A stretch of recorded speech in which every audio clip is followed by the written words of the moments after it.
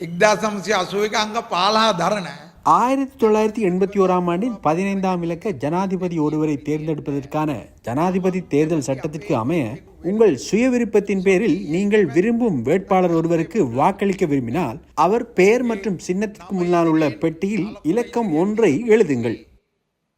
එකේ ඉලක්කම ලකුණු කරන්නට ඕනේ.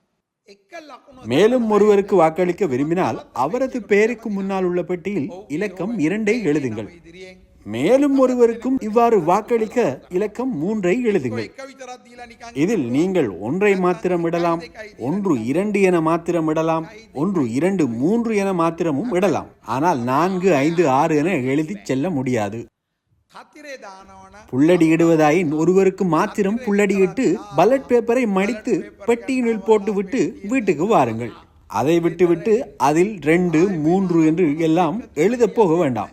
இது வாக்கு எண்ணும் போது சில வேளைகளில் பிரச்சனைக்குரியதாக மாறிவிடும். ගැනීමේදී சட்டத்தில் கூறப்பட்டிருப்பது 1ஐ எடுங்கள், மேலும் ஒருவரை விரும்பினால் 2ஐ எடுங்கள், மேலும் ஒருவரை விரும்பினால் 3ஐ எடுங்கள். வாக்குச்சீட்டில் புள்ளடியிட்டு விட்டு வேறு ஏதாவது செய்வோம் என பார்க்க பலட் பேப்பரை ஆய்வு கூட எலியாக வைத்து சோதித்துக் கொண்டிருக்காதீர்கள்.